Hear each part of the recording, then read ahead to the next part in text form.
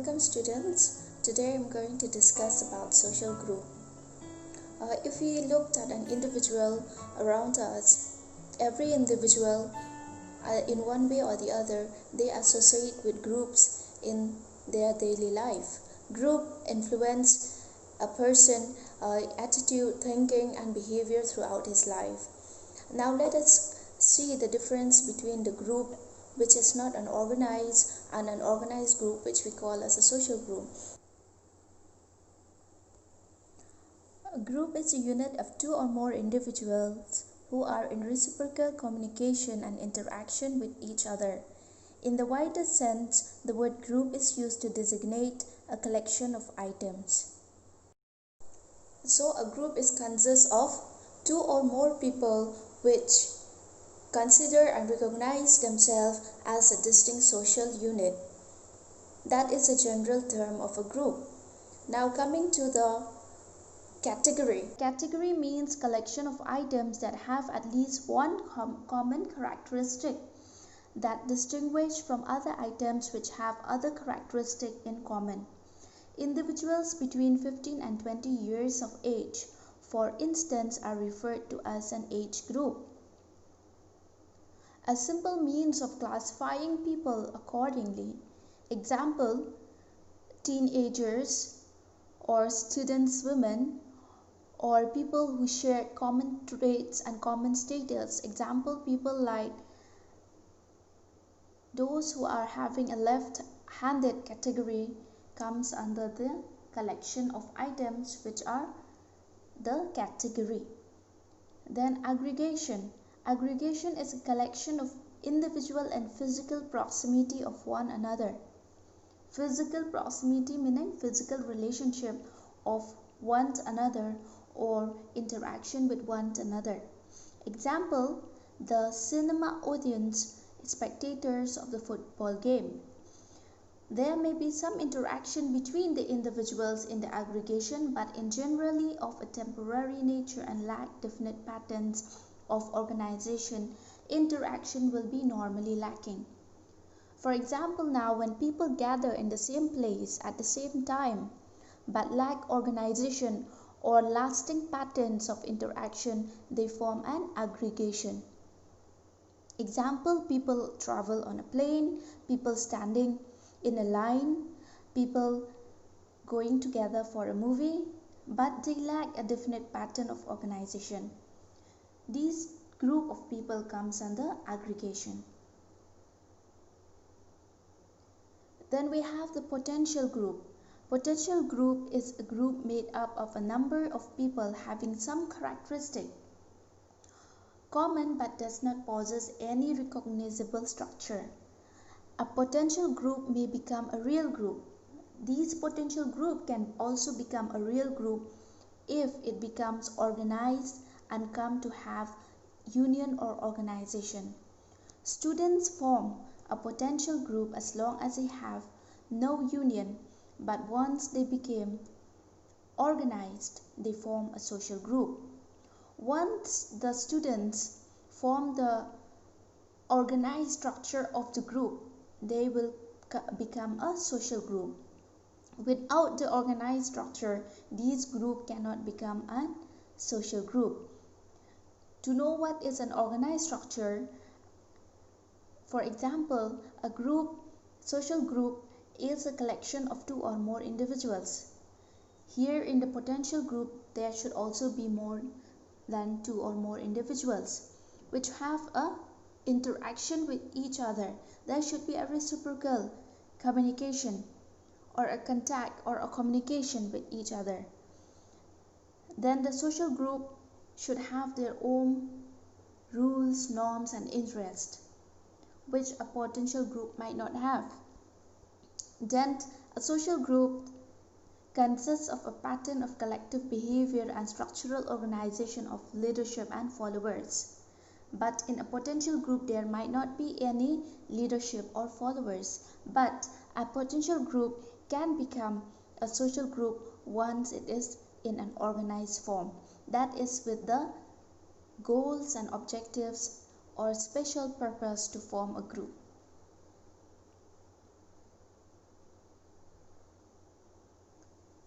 Let us see the definition according to the different authors. Bogardes, it is a number of units, anything in close proximity to one another. Bogardes said that a group is a number of units, a collection of individuals with close interaction to one another. Then Max Ewer, any collection of human beings who are brought into a social relationship with one another is called as a group. Any collection of human beings with social relationship is called as a group. Then Sheriff and Sheriff, a group is a social unit which consists of a number of individuals who stands in more or less definite status and role relationship to one another and which possess a set of values or norms of its own, regulating the behavior of individuals, members at least in matters of consequence to the group. The group should have a unit which consists of an individuals. Then there should be a definite status or a relationship among the members, and there should also have the proximity of regulating the behavior of individual members in a matter of consequence of the group, in a matter of aims and vision and objective of the group. Williams said that a social group is a given aggregate of people playing interrelated roles and recognized by themselves or others as a unit of interaction. Williams said that a social group is given as a people with common objectives, with common goals, people who have the similar characteristic, which plays an interrelated roles. Not only that they are an aggregate or the people with a common characteristic, but they should also play an interrelated roles and recognized by themselves or others as a unit of interaction. So what is the meaning of the group then? A meaning of the group is a social group is a collection of individuals. There should be people, 2 or more people. Then interaction with each other. There should be an interaction among the group members. They should have a common set of objectives. People should set an objective. There should be a common goal to form a social group. And a social group is also means that there should be a similar activities. It is not that one person will do his or her way. It should be having a close and related activities. The group members should have similar activities on the goals and objective that they need to achieve. Because to form a social group, we need a collection of individuals, we need an interaction among individuals, and also the activities that they are doing should be also similar with each other. Now let us see into details the characteristic of a social group. A social group should have these characteristics. Number 1, relationship. Members of the groups are interrelated to each other. Reciprocal relation forms an essential features of a group. In order to be called a social group, the members of the group should have a reciprocal relationship among each other. They should have an interaction. They should be mutually related to one another. A more aggregate of an individuals cannot constitute a group unless reciprocal awareness exists among them. Mutual attachment is therefore regarded as an important and distinctive features. It forms an essential features of the group. Number 2, we have the sense of unity. The members of the group are united by sense of unity and the feeling of sympathy. The members of the social group develop the sense of unity or loyalty among the group members for the sense of belongingness within the group. These feelings make the group members to form a sense of unity among the group. Number 3, we feeling. The members of the group help each other and defend their interests collectively. A sense of we feelings refers to the tendency on the part of the members to identify themselves with the group. They treat the members of their own group as friends, and the members belonging to other groups are outsiders. They cooperate with those who belong to their group, and all of them protect their interest. We feeling generates sympathy, loyalty, and fosters cooperation among the members. Then common interest. The interests and ideas of the group are common. It is for the realization of common interests that they meet together. Without this feeling of common interest, the group will not form a social group in the first place. There required an interest and ideas and a common realization of the interest among the members of the social group. Then similar behavior. The members of the group behave in a similar way for the pursuit of common interest. For the fulfilling of a common interest, the members of the group behave in a similar way. Social group represents a collective behavior. The modes of behavior of the members of the group are more or less similar. Next, we have the group norms. Every group has its own rules and norms which the members are supposed to follow. Each and every group has its own ideals and norms, and the members are supposed to follow these. He who deviates from the existing group norms is severely punished. These norms may be in the forms of customs, folkways, mores, traditions, laws, etc. They may be written or unwritten. The group exercises some control over its member through the prevailing rules and norms.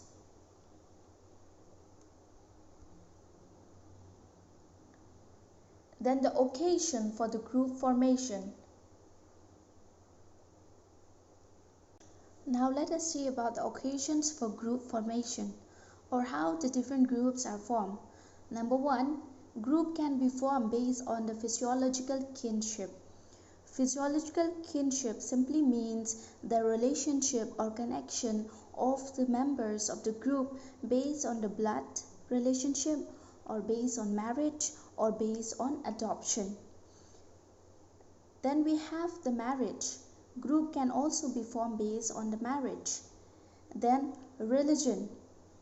Then common language, neighborliness, occupational or economic interest, attainment of some occasion like schools, profession, clubs, etc., common dangers, mutual aid, and so on.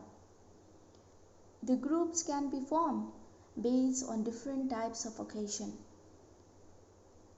It can be for a purpose to achieve common goals and objectives in the society. Now let us see the different classification of group.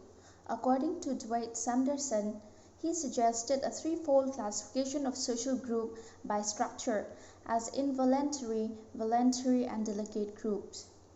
Involuntary group is based on kinship, that is a relationship based on blood, marriage, or adoption, such as family.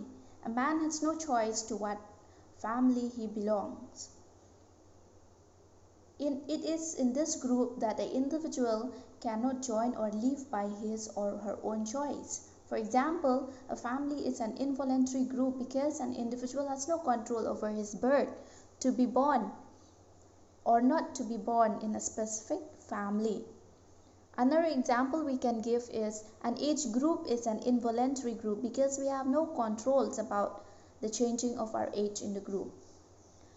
Then voluntary group. A voluntary group is one which a man joins of his own volition. He agrees to be a member of it as is free to withdraw at any time from its membership.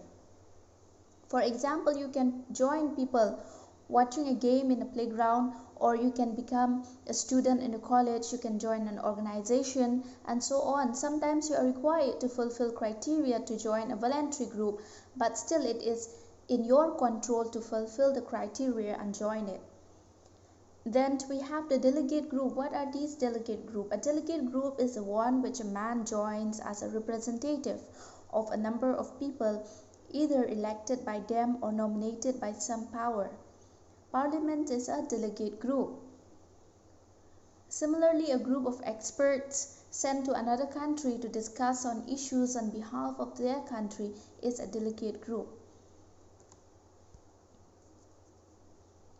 According to Tonis, he classified the group into communities and association.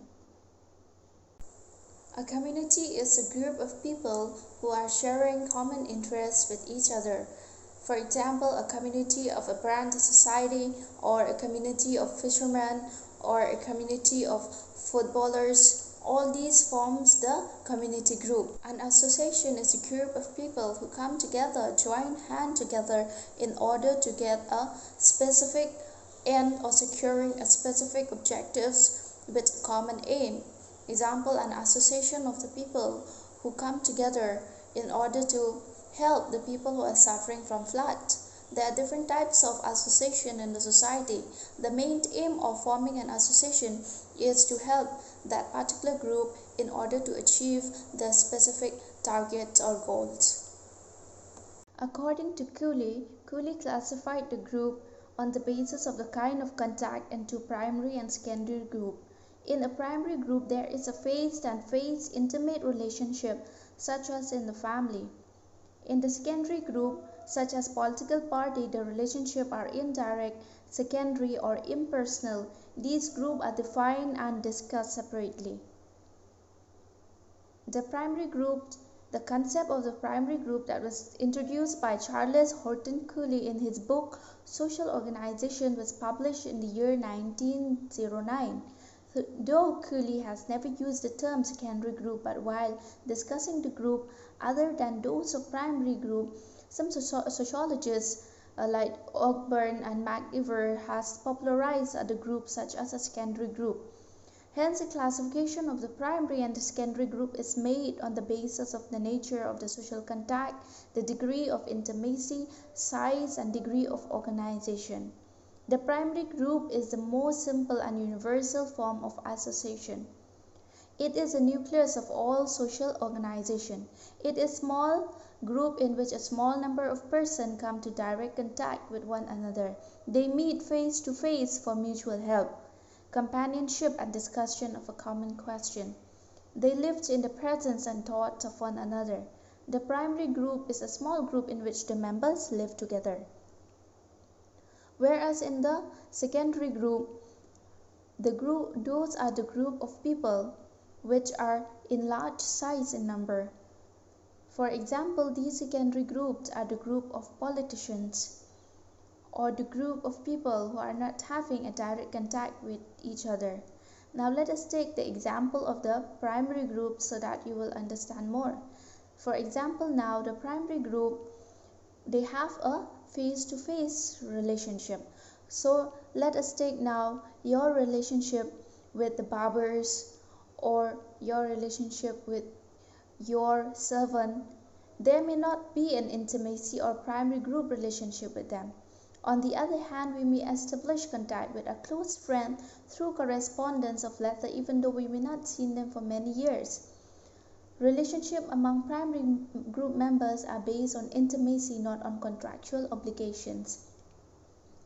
So, if your relationship with your people is intimate, like your friends, your families, or with anybody whom you are having a direct and intimate relationship, that will come under the primary group.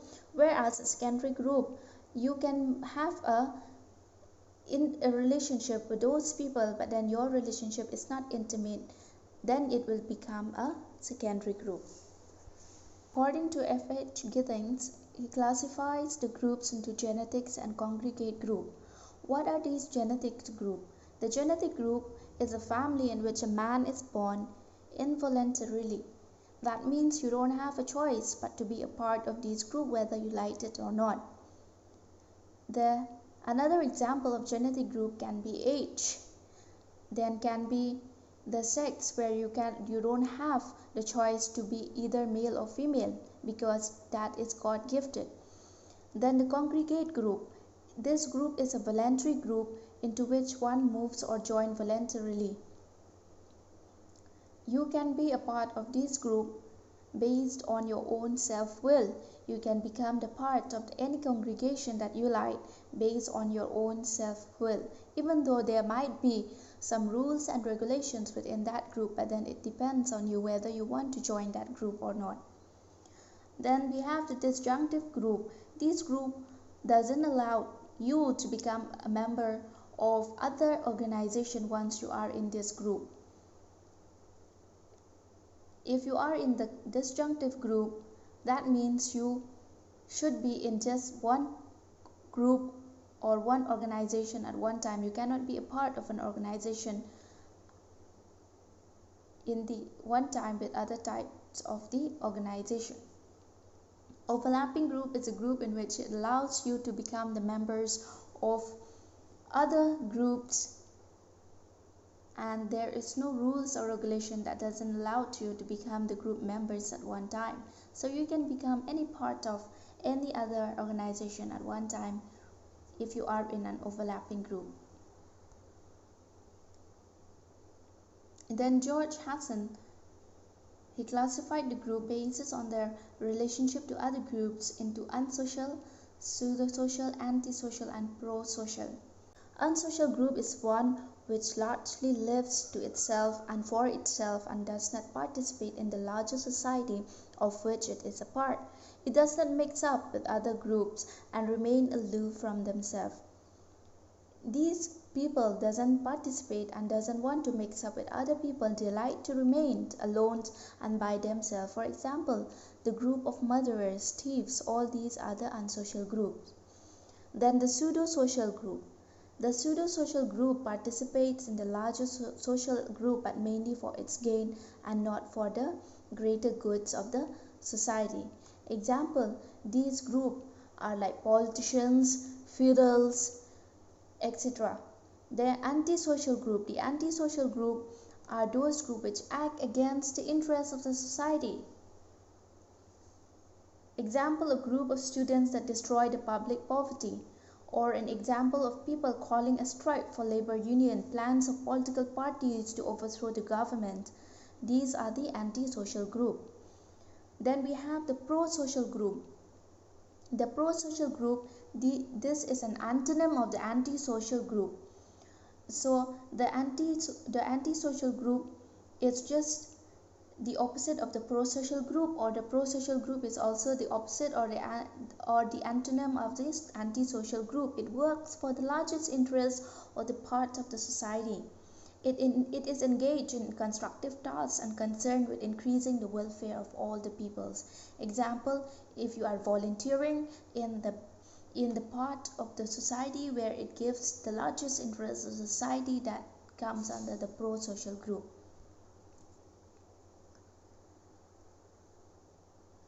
According to Sorokin, Sorokin divided the social group into a horizontal group and a vertical group. A horizontal group is a group of people who are large, inclusive, a group of such as nations, religions, organizations, political parties, etc. Whereas the vertical groups are small divisions such as economic classes. Since the vertical group is a part of the horizontal group, the larger group, an individual is member of both. According to Charles A. Elwood, he distinguished among involuntary and voluntary groups, then institutional and non-institutional group, then temporary and permanent group. Institutional and non-institutional group. Example, the institutional group are those which function through rituals, symbols, officers, codes of conduct, those which regulate powers, including power to punish. The nation is an institutional group. The state as an association of citizens for power is an institutional group, in contrast to a picnic party, which is a non-institutional group. The institutional group are those people which doesn't have a codes, symbols, or rituals. Like I've said, that a group of people having a picnic or a party comes under the non-institutional group. This group also have the same objective, that is to have a good life of enjoying a party, but then they doesn't have a proper rituals or symbols, or there is no code of conduct or regulatory power under these group of people. Whereas the institutional group are those which functions through ritual symbols, codes of conduct, regulatory power, which also include the power of punishment. Then the involuntary and voluntary group, I've already discussed about that. A voluntary group is in which a person joins on his own. It is his option whether he wants to remain a member or not. For example, if you want to be a club membership, it is a voluntary group. You can join the club membership anytime. Whereas the involuntary group are based on kinship or caste. One is born to a kinship or caste group, and this is beyond his own will. You cannot decide which family you want to be born with, because this group is an involuntary group. Then we have the temporary and permanent group. The temporary groups are a group of people which meet for a specific period of time in order to achieve their objective. Example, like group of people who are assembling together for a common objective, like crowd, the mobs. Whereas the permanent group are a group of people who are permanent in nature, like the caste, the family. Then, according to Park and Burgers, they distinguished the groups as territorial and the non-territorial group. What is the territorial and the non-territorial group? Territorial groups are a group in which one has its own definite territory. For example, the village, state, nation, etc. are the example of territorial group.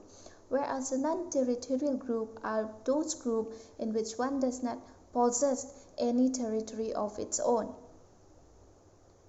To Louis Gillen and Philip Gillen, that is Gillen and Gillen, they classified the group on the basis of blood relationship, bodily characteristic, physical proximity, and cultural derived interest. Blood relationship can be any kinship like marriage or brother-sister relationship, brotherhood relationship, or it can be an adoption.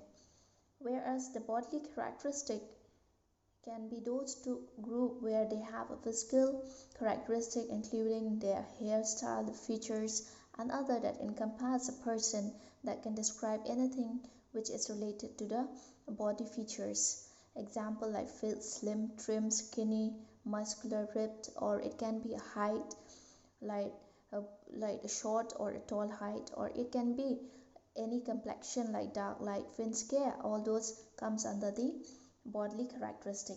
Whereas physical proximity means the relationship between a person and the other member of the group. One member and the other member of the group comes under the physical proximity. Then cultural derived interest. Group can be also formed in the society based on their cultural derived interest, that is based on their culture that prompt them to make or to form a group in the society. Then according to Summer, the group is classified as in-group and out-group. In-group is a group in which the individual identifies himself, his family, tribe, college, occupation, religion, etc. by virtue of his awareness of likeness. It has inclusion of some persons and exclusion of other persons. It has the collective pronoun we. It has some sympathy and a sense of attachment of other members of the group. The in-group are those people who think themselves of the sense of belongingness together, which is the core of the group life. In-group attitude contains some elements of sympathy and sense of attachment to the other members of the group. Since the collective pronoun embodies the we, the members of the in-group display a cooperation, goodwill, mutual help, and respect for one another right. Whereas the outer group, on the other hand, they are contrast between they and we, like we are Democrats and they are communists, we are Hindus and they are Muslim, we are Brahmins and they are others. Such attitude that these are my people and that those are not my people produce a sense of attachment to other members in the group, while a sense of indifferences and even antagonism to the members of the out group. The individual belong not to one group but to many groups, the membership of which is overlapping. As a member of a family, he is we with the other member of the family, but when he meet in the club to which the other members of the family do not belong, these members became for him they, for limited purpose. So the outgroup is for limited purpose, that distinguish between the in-group. Thus, the distinction between the in-group and the out-group are not only overlapping, they are often confusing and contradictory. In short, an individual group identification changes in circumstances. Then we have the primary and the secondary group. The concept of a primary and secondary group was introduced by Charles Horton Cooley in his book Social Organization, published in 1909. The primary group is the most simple and universal form of association. It is the nucleus of all the social organization. It is a small group in which a small member of a person come into direct contact with one another. They meet face to face for mutual help, companionship, and discussion of common questions. They lived in the presence and thought of one another. The primary group is a small group in which the members live together. Their relationship is direct, intimate, and personal, and then face-to-face contact with each other. Example is a family. Then the secondary group are those groups in which the cooperation is indirect. Members cooperate to achieve common goals and objectives. Formal structure, there is a regulated by formal authorities. The secondary group is therefore carefully worked out. Indirect, less intimate, and impersonal, need to have a face-to-face contact. There is a proper schedule of arrangement of meetings and proper meetings. For example, now in the primary group, the play group, the children learns to give and take with other children. In a play group, if we talk about a play group, the children learn to give and take with other children. The play group afford the children early training in meetings is equal learning to cooperate, to compete, and to struggle. The primary groups such as a family or the play group are preeminently the agency of the socialization. Whereas on the other hand, the secondary group are those which doesn't have a direct contact whenever they want. There should be a formal meetings. There should be a proper arrangement of the contact with each other. So the secondary group are larger in size. Example, these groups are very large, like the political party, a trade union, the international association, or the Rotary Club, or the Red Cross Society. Then there is a formality, there is impersonality, there is an indirect cooperation, there is also a voluntary membership, and the status depends upon the role. For example, the status of the president in the trade union depends upon the role he plays in the union, but not upon his birth. Whereas if you see in the primary group depends on the involuntary participation. That means whether you like it or not to be a part of the primary group, you have to be the part of that. Example, like in a family or in the caste of where you belong. That is predetermined to you before even you were born.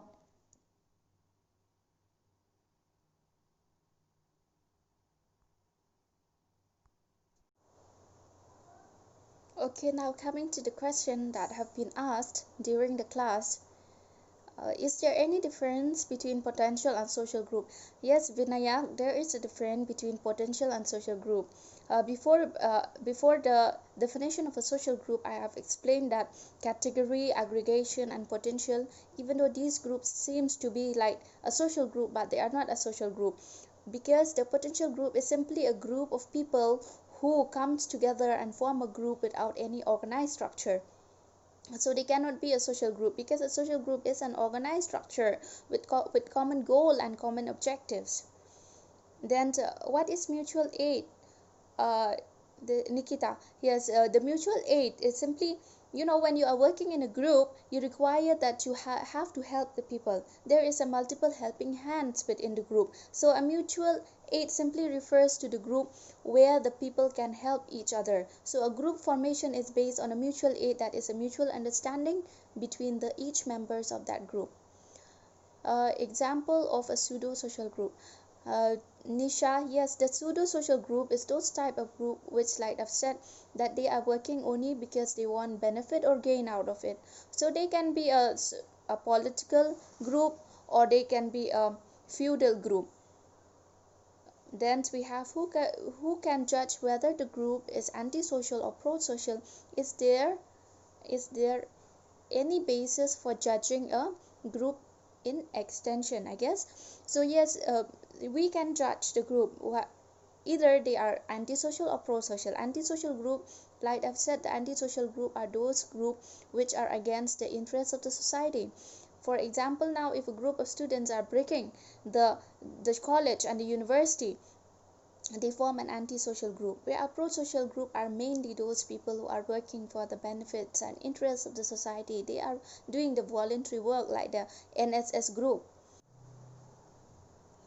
Ma'am, please explain vertical group again. Okay, the vertical group are those groups which are smaller than division.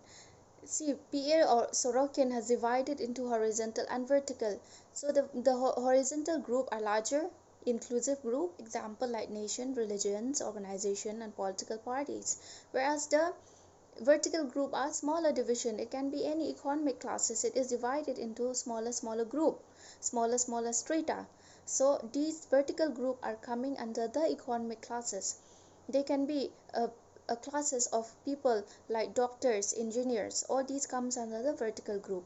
Then ma'am, can we say that vertical group comes under horizontal group? Yes, we can say, because the horizontal group is larger in size, whereas the vertical group is within the horizontal group. Okay, ma'am, example of non-territorial group. See, territorial groups are those groups in which one has its own definite territories. So example like the village, city, state, nation those are of the territorial group.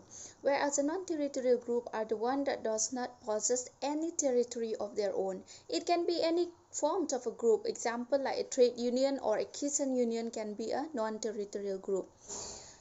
Then ma'am, which definition of the group you have to follow for an exam? Okay, for your exam you can follow any definition, whichever you feel like it is easy to remember, but it should have the right characteristic of what a social group is. Is physical proximity is totally based on mental? No, physical proximity simply means the physical interaction among the group members. Then is classification according to Cooley supposed to be the best classification? No, it is not. There is no such thing that it is the best or it is the worst classification per se. But then if you have to classify the group, you can classify them in any of the following classification given by the different authors. Then I think physical proximity is based on physical structure of the people. Yes, like I've said, that the physical proximity is a physical interaction among the people within the group members. I think physical proximity is under aggregation category. The physical proximity, like I've said, it can be in any of the aggregation, it can be in the category but since if there is a physical approximation or physical proximity, that means that group is converted into a social group. Then we have formal and informal group.